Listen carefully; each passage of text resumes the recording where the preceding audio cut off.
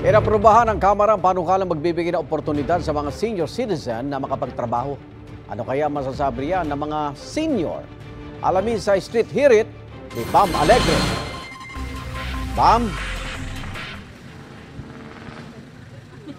Igan, good morning! Kalabaw lang daw ang tumatanda. At para sa mga aktibo pang senior citizen, merong panukalang batas na magbibigay sa kanila ng access sa trabaho. Narito ang Street Hirit.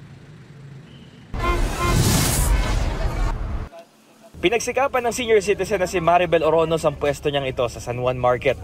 1986 pa lang nagtitinda na siya. Inalagaan niya mabuti ito dahil alam niyang mahihirapan siya magkaroon ng trabaho oras na magkaedad na siya.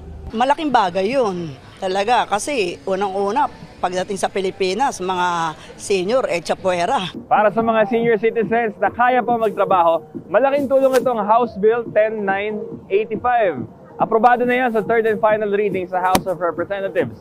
Bibigyan dito ng sapat na oportunidad ang mga senior citizen na magkaroon ng trabaho sa gobyerno at private sector. Bibigyan din ng insentibo ang private sector na magkaroon ng 25% deduction sa kanilang gross income tax kung may empleyadong senior citizen. Sa ilalim ng panukalang batas, mandato sa DOLE at TESDA na magsagawa ng training programs para sa mga senior citizen.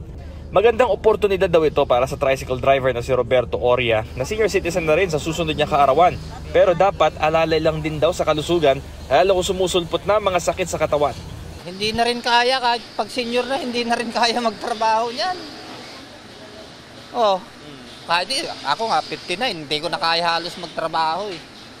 Hilo, nakakapagtrabaho ko pa ba ng tama nun?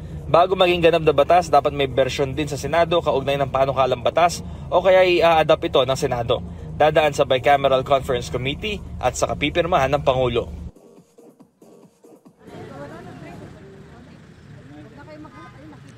Igan, isa rin sa benepisyo rito yung hindi pagkolekta ng mga fees o ng mga bayarin dito sa mga senior citizens na nag-a-apply ng mga job requirements. The Street Hirit mula rito sa San Juan, Bam Alegre para sa GMA Integrated News.